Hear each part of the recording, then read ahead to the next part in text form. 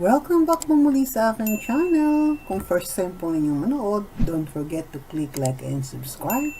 Chloe San Jose nag-react sa cryptic post ng aktres na si Rufa May Quinto. Tila bakas na bakas sa bagong post ng aktres at komedyanteng si Rufa May Quinto ang pinagdadaanan niya.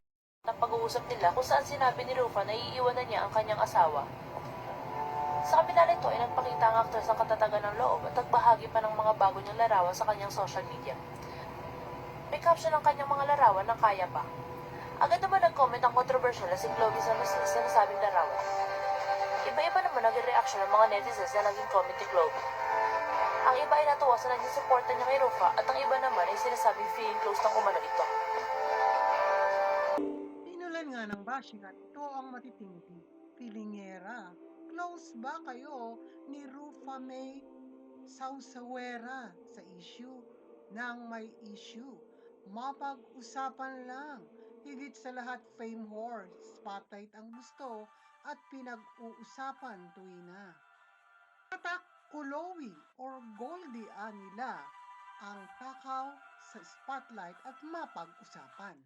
Ay dami talaga ang inis pa rin magpa hanggang ngayon at sinabing magtutuwad ka na lamang, mag-post kahit siksik ka at hindi sexy ay nagpapasexy at iba't iba pa na talaga namang ang mga bashers ay markado ang inis at yamot. Bibi, gusto mo mag-artista? Hindi po, performer. Performer. Talaga. Kanta-kanta lang. Talagang performing talaga ang dream natin. Na-fulfill mo kahit paano yung dream mo. Alam mo, feeling ko yung personality mo, you're a go-getter. Super po. Goal-oriented. This is what I want. Ilalabang ko to. Opo. Hanggang sa makuha ko to. Kasi ganun ka sa dream mo, ganun ka sa buhay mo, ganun ka kay Carlos.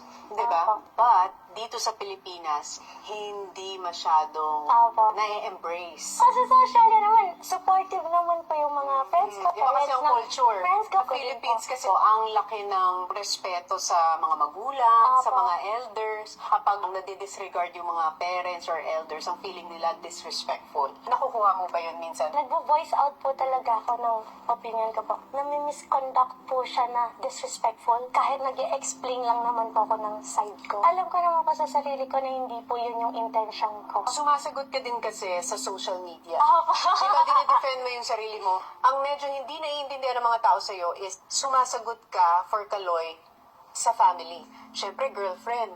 Hindi pa asawa. Girlfriend ka lang. Talagang, teka muna, hindi pa asawa pero Opo. ikaw ang nakikipaglaban. I'm just really standing up po. Hindi ko din po kayo makita na ginaganon si Kaloy po. Sa sobrang palaban ko, ay hindi pwede to, mali yan. Eh, paano yun na may misinterpret ka ng mga tao? Eh di mo misinterpret mo, hindi naman nga yun yung intention ko eh. I'm just standing up for someone that I love and for what's right. There Kaya naman walang maniwala na ang pagsikat at pagiging fame whore wala sa bokabularyo mo. Yan ang gusto mo.